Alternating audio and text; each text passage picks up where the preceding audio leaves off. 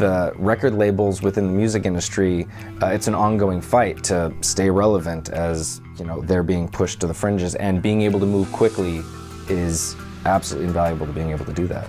We serve the greater Atlantic roster of artists, A&Rs, and songwriters. So we provide recording, editing, mixing services, and our clients range from the most green, newest of songwriters to multi-millionaire, platinum award-winning artists.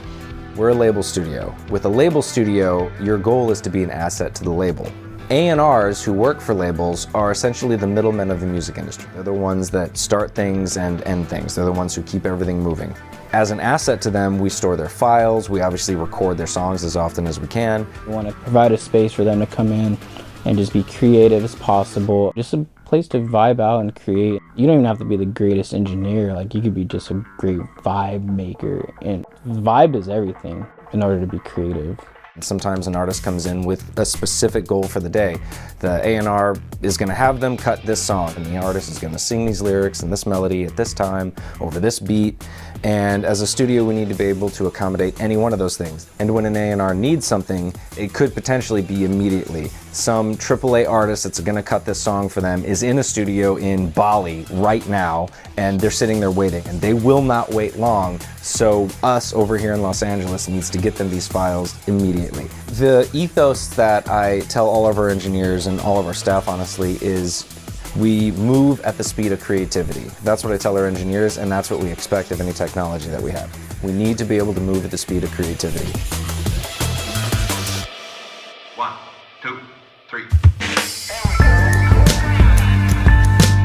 All our rooms are mirrored here. We have the Apple Mac Studios with the M1 Ultra chip, souped up with RAM and enough of a graphics processor to be able to keep up with Pro Tools. And then we augment them with the Envoy Pro hard drives for what we call our local drive storage. In all the rooms, we have the 1 terabyte Envoy that we read and write to throughout the session.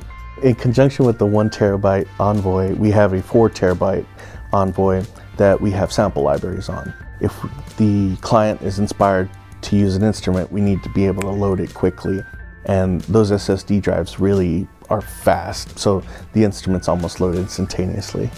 After a session is completed and the files have all been written onto the local drive, our engineers then take the local drive to our server and back it up onto a Thunderblade hard drive that has a RAID system installed on it to keep everything safe and secure. When we're searching through our archives, it's obviously massive file sizes. You're talking about decades worth of recordings. And having a hard drive like the Thunderblade that can index that quickly and that can be searched that quickly allows us to search for files that can be decades old and find them quickly and keep up with the requests that come from the label. The Thunderbolt dock is personally my favorite product because you could connect your whole studio with just one cable. Producer comes in and just wants to just work for the day and just, you know, have the studio for themselves. They're able to connect to our speakers, our gear, our microphone, what their DAW, their plugins or whatever. And just with one cable with the Thunderbolt dock, they're able to be connected to the whole studio. And it's that convenient and easy. We have to rely so heavily on the technology nowadays that it could really ruin a session. And without the right technology, you know, we're doomed. So thank you to OWC for that.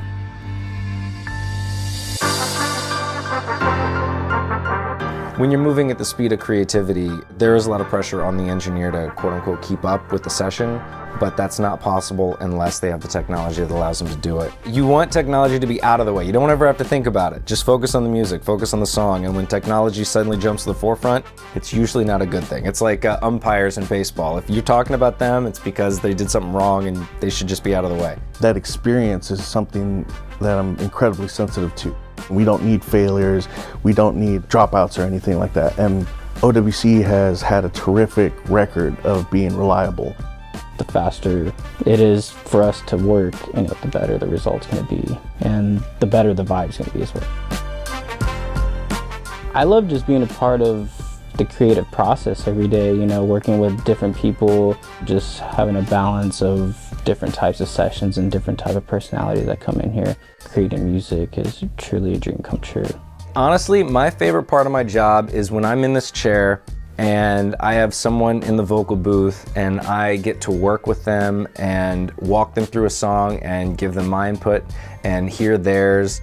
One of my favorite experiences, I was working with an artist. It was a song that was really close to their heart and they came out of the booth crying because it had touched them so closely and emotionally, and that song went on to get Grammy nominated. And me and the artist worked together to get that is one of the most special things to me.